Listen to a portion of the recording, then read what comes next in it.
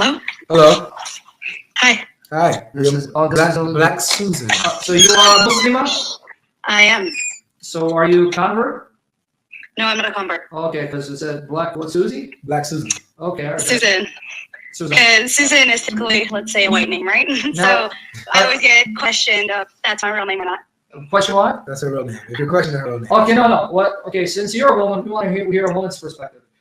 Okay. Muslims keep telling us that Muslims are more Christians than us and they practice and do what Jesus did. And I challenge, I'm sure you've been listening, Jesus got circumcised on the 8th day. Abraham commanded circumcision on the 8th day. Even this is an argument used by Muslims. I didn't use it. Adnan Rashid. You can look it up. So I challenge the Muslims, and I want to hear a woman's perspective because you're a woman. The man is one thing. They thought it's okay. I challenge the Muslims to show me in the Quran where it says to get circumcised at all. Is there a verse in the Quran that says that? I can't verify whether or not it is in the verse, but it is circumcision for males is mandatory, much like Judaism. Where does it say it's mandatory on the 8th day? I never said 8th day. No, but Abraham said 8th day. Fair enough. I can understand your logic on that. What I'm saying for Muslims, there's not a specific day, but it's recommended as soon as possible after the baby's born. So is it recommended or mandatory? They're not the same. It's mandatory, but I'm assuming there are situations where it might be prevented. For example, if there's medical reasons where the child cannot be circumcised right away, there might be a reason for delay. I know with my sons, it was done on the day they were born. Okay, so you violated the Abrahamic covenant because Abraham was told 8th day. Ishmael got circumcised 8th day. So why did you go against the covenant of Abraham? Because we follow the Sunnah, and whatever Muhammad sallallahu mandates supersedes Abraham. So where did Muhammad mandate that your children get circumcised right the day they're born? I never said this the day they're born. I said so why did you do it on the day they were born? I live in Canada.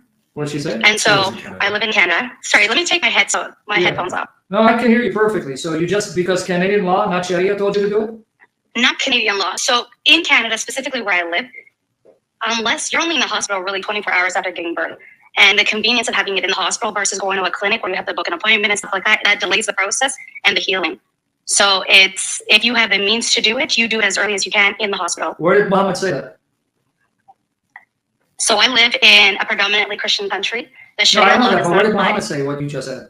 But what I'm trying to explain to you is for those that do not live in a Muslim majority country, it is recommended that the Sharia law doesn't supersede the laws of the land. Okay, so maybe I'm not clear. Where do you find Muhammad saying if you're in a Muslim majority country to do what you do? Where do I find it? Because you're saying, well, we're living in a majority Christian nation, we can't apply Sharia. That means you're telling me it's Sharia to do it on a specific day. So where in the Sharia does it say what you just said? Not in a specific day. Okay. I don't have the knowledge of what day specifically or what day is best. Okay, did you honor Muhammad? Did you get circumcised? That's a very personal question. Hold on, are you ashamed? I'm reading the hadith. Don't be ashamed. You just said your son got circumcised. I personally do not believe in female circumcision. You say what about? I personally do not believe in female circumcision. Well, your prophet did. We just read the sound hadith. You want me to read them again? Aisha did. Sure, go ahead. You can read it for me. Okay, one more time. I personally do not. Do not tell us your personal faith. You're a Muslim. You submit to Allah and His Messenger. Do not tell us your personal faith, because then you're going to be But it's left for interpretation. Here it is. Aisha and Muhammad. Yeah, this is Sunan Abu Dawud. This is 5271 on Sunan.com. Sunan Abu Dawud. I'll read out because the Arabic words. No, narrated Atiyah al-Ansariya. Right, a woman. Oh, you want to? Oh, yeah. I got it. Excited. But again, you repeat it, so it gets you system. A woman used to perform circumcision in Medina. The Prophet said to her, "Do not cut severely, as that is better for a woman and more desirable for a husband." Can you tell her what the hadith classifies by? Yeah, it's great Sahih. Sahih. So your Prophet saw a woman circumcising her. He says, "Don't cut too severely." I mean, cut, but not too severely. So why did you go against what your Prophet forbid? Can you give the actual context from the Quran? Yeah, what Quran? The Quran says nothing about circumcision of men. But so why did you circumcise your boys? Well, I'm asking you the question though. I answered you from the same sunnah that you got circumcise your boys. The Quran knows nothing of circumcision. That's my argument. My argument is your Quran makes no sense because you cannot find many of these practices in your Quran. You agreed it's not the Quran, the sunnah.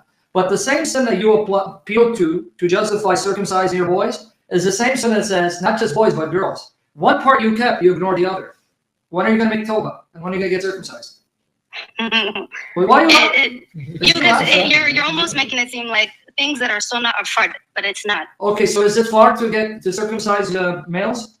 It is. Where does it say that? I implore you to Google that since you guys have the computer in front of you. Okay, so if it's not fought, then why did your prophet allow it? Why did he say, hey, don't do it? Why did Aisha have her nieces get circumcised? You understand the hadith of Aisha? Where her nieces, the daughters of her brother, they got circumcised. She goes, now bring someone to them so that they can not focus on the pain. So for everyone, I want everyone here, it's not mandatory, right? It is sunnah, which means what exactly? So it's sunnah means it's preferred, it's more preferable you do it, right? Mm-hmm. Okay, so Muhammad and Aisha preferred that woman do it. But you're saying you prefer not to, so you know more than that? No. So again, why don't you do what is more preferable, and why don't you get circumcised? I don't think the option, when people are getting circumcised, let's say from my native land, I'm from Somalia, right? I did not. Oh, they do that a lot there. Exactly. So, wait, did you hear it? Wait, sister, come back. Exactly. She does admit, Muslims in Somalia, they do it a lot, right? Sure. And so why didn't you do it? Why were you being a bad Muslimah when it's more preferable to do a sunnah? Please show me an account of a 10-year-old who actively goes out to go find someone to circumcise. I don't need to show you. Your prophet said a woman was circumcising girls, and Aisha's nieces got circumcised. So are you saying that they have to be 10? It doesn't say anything about their age. For all I know, they're probably 9 years old like Aisha. I'm giving you a random age. It's not to the child, it's to the parent. It says here that Aisha's nieces were circumcised, so it's okay if they're grown-ups. So, okay, you're grown-up, so why don't you get circumcised? What would the point of a circumcision on an adult who's already had children? So you just said that Muhammad and Aisha don't know what they're talking about. Choose your words carefully.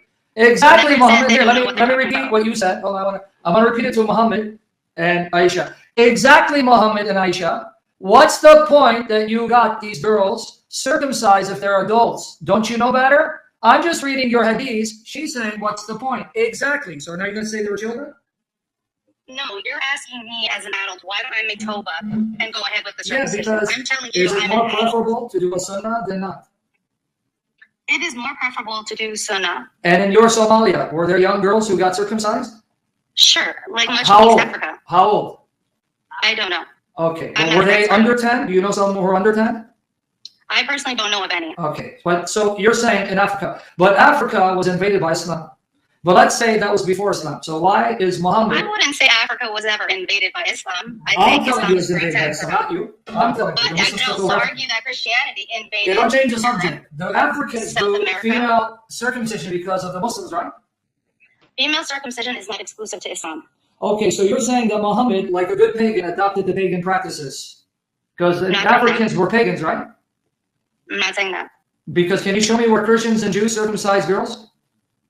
You tell me. I wouldn't have that information. Nada. I would have assumed that I'm joining in a little late. And by the topic, it says, why do Muslims... Okay, we'll talk about that. I'll change it. That's what I wanted to speak. Okay, we'll talk about it because we're going to get there. I promise. Let me finish. Just for the record, you'll not find any Jew or Christian circumcising women. The pagans did it. So again, you just admit Muhammad is following pagan practices, not the practices of Ibrahim.